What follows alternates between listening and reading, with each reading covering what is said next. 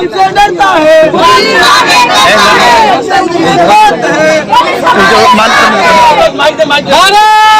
माता की, भारत माता की।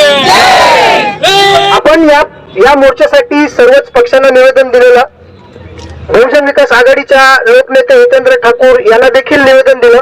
मला आशा होती की ते देखील या मोर्चामध्ये सामील होतील, कारण पत्रकार म्हणून आम्ही हा मोर्चा काढतोय. खरं तर पत्रकाराचं काम आहे का मोर्चा काढणं? परंतु कुठेतरी असं मला वाटतंय की कोण जर हा विषय हाताळत नसेल. गेल्या काही दिवसांपूर्वी एक बातमी बनवण्यासाठी आम्ही नालासोपारा स्थानकाजवळ गेलो. नालासोपारा स्थानकाजवळ जी काही परिस्थिती आम्हाला पाहायला मिळाली, ती परिस्थिती अशी होती की तिथे बांगलादेशी फेरीवाले कोण आहेत. मग बांगलादेशी फेरीवाल्यांसाठी स्थानिक फेरीवाल्यांना तुम्ही वेटीस धरता, हे पण चुकीचं आहे.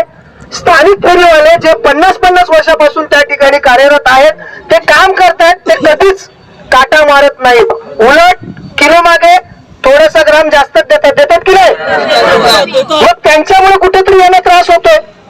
हे वारंवार प्रशासनाला दाखवून देखील या सगळ्या संदर्भात आपण पालघरचे खासदार हेमंत विष्णू सावराजी त्यांना पत्रव्यवहार केला. त्यांनी त्यांच्या परीने काम करण्याचा प्रयत्न केला. आमदार राजनजी नाईक त्यांनी देखील काम करण्याचा प्रयत्न केला. महापौर आजूजी पाटील त्यांनी देखील काम करण्याचा प्रयत्न केला. परंतु वसई विरार शहर महानगरपालिकेचे अधिकारी सगळ्यांनाच फसवतात. अक्षरशः ते तोंडावरती गोड बोलतात आणि मागून या फेरीवाल्यांकडनं हप्ते घेतात. आता मूळ मुद्दा मी तुम्हाला सांगतो, याच्यावरती माझा अभ्यास सुरू आहे, म्हणून हा मोर्चा काढण्याचं कारण आहे. याचं मूळ कारण असं आहे की 15,500 फेरीवाले काही किती झाले होते?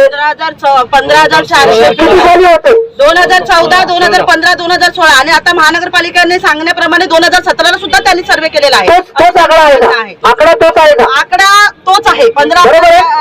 आता निलेश चौधरी जे आहेत काही त्या आजूबाजूला, निलेशजी जरा पुढे ना, कारण जिथे हे सगळं गोल चालतो हा प्रभाग तुमचा आणि तुम्ही स्थायी समितीचे सदस्य. एक मिनिट, विषय असा आहे की आपण विरोधी पक्षनेते आहात पाटील. अनाधिकृत फेरीवाले हटाव मोहिमेसाठी उपस्थित सर्व पक्षीय सर्व नेते आणि आजच्या या मोर्चाचं आयोजन खर तर लोकप्रतिनिधी किंवा इतर कोणी करायला पाहिजे होतं, परंतु दुर्दैवाने एका चॅनलच्या प्रतिनिधीने म्हणजे दीपक कोटेकर साहेबांनी याचं आयोजन केलेलं आहे. त्यांना खूप खूप धन्यवाद देतो.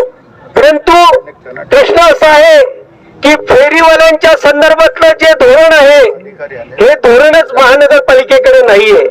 मुळात फेरीवाल्यांची नोंदणी केलेली असेल 15,000 लोकांची, तर त्या फेरीवाल्यांसाठी एक फेरीवाला शहर समिती स्थापन करणं गरजेचं आहे. त्याच्यानंतर प्रभागवाईज समिती स्थापन करणं आणि त्यानंतर एक तांत्रिक समिती स्थापन करायला पाहिजे. परंतु असल्या कुठल्याही समित्या स्थापन केलेल्या गेलेल्या नाहीयेत, आजतागायत. आता आपल्याला सुदैवाने विरोधी पक्षनेते आपल्या सोबत आहेत. मी मनोज पाटील साहेबांना विनंती करतोय की सभागृहामध्ये आज आता याच्या पुढे 100% म्हणजे 100%च काम करायचं. विरोधी पक्षनेत्याची भूमिका बजवायची. त्यामध्ये या फेरीवाल्यांच्या संदर्भात जे महानगरपालिकेचं धोरण आहे ते धोरण पहिलं जाहीर करायला पाहिजे. केवळ नुसती नोंदणी करू नका, तर त्या संदर्भामध्ये जी समिती आहे ती समिती स्थापन करायची आहे. ती समिती स्थापन करून थांबू नका, तर प्रभाग वाईज जे प्रभाग आहेत त्या प्रभागामध्ये सुद्धा समिती स्थापन करायला पाहिजे. त्यानंतर त्यांची तांत्रिक समिती स्थापन करायला पाहिजे आणि या समिती स्थापन केल्यानंतर त्याचा सर्वे व्हायला पाहिजे. सर्वे झाल्यानंतर जे स्थिर फेरीवाले आहेत आणि फिरते फेरीवाले आहेत यांची नोंदणी व्हायला पाहिजे, त्यांना संरक्षण दिलं पाहिजे. अशा अनेक सर्व गोष्टी आहेत. परंतु महानगरपालिकेकडे म्हणजे आपण एक प्रशासन नसून हे दुःशासन आहे. हे कुठलंही काम करत नाहीयेत. केवळ हप्ते घेणं, हप्ते खाणं, पैसा खाणं, टेंडर काढणं, टेंडर मधून वसुली करणं, हेच आज गेले अनेक वर्ष सुरू आहे. आणि आता तर सत्ताधारी जे आहेत ते सत्ताधारी सांगतील की केंद्रात आमचं सरकार नाहीये, राज्यात आमचं सरकार नाहीये. विरोधी पक्ष सांगेल की आता आमचं महानगरपालिकेमध्ये सरकार नाहीये. तर असं सांगू नका. आता तुम्हाला काम करायचंय, जनतेसाठी काम करायचंय, लक्षात ठेवा.